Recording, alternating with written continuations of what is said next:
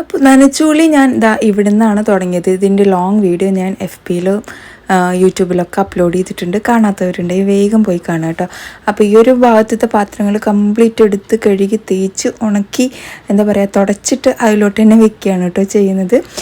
ഞാൻ ഈ വീട്ടിൽ ഏറ്റവും കെയർഫുള്ളായിട്ട് ചെയ്യുന്ന ഒരു പണി ഉണ്ടെങ്കിൽ അത് ഈ ഷോക്കേസിലെ പാത്രങ്ങൾ മാത്രമാണ് കേട്ടോ. കംപ്ലീറ്റ് പൊട്ടണതായതുകൊണ്ട്.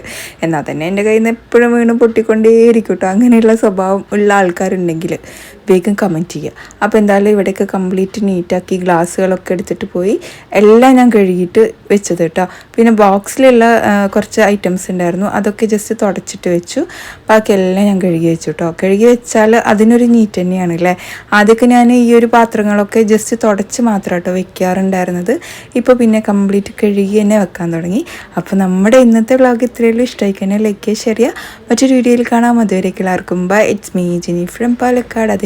അതേപോലെ നെക്സ്റ്റ് ഷോക്കേസ് ഞാൻ ഇതാണ് കേട്ടോ എടുത്തിട്ടുണ്ടായിരുന്നത്. ഇതിൽ ഉപ്പാൻ്റെയും ഉമ്മാൻ്റെയൊക്കെ പഴയ കുറേ സാധനങ്ങളാണ് കേട്ടോ ഉള്ളത്.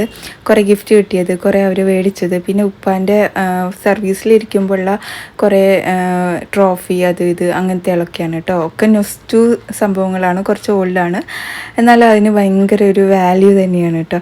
അപ്പോൾ അതെല്ലാം ഒന്ന് ക്ലീനാക്കി തുടച്ച് വെച്ചു. പിന്നെ അടുത്തത് കുട്ടികളുടെ റൂമിലുള്ള ഈ ഒരു ഷെൽഫ്, ഇവിടെ പിന്നെ ഒരു ചെറിയ ലൈബ്രറിയും കൂടി ഉണ്ട്, അതും കൂടെ ഒന്ന് സെറ്റാക്കി ഇക്കാൻ്റെ കളക്ഷനാണ് കേട്ടോ.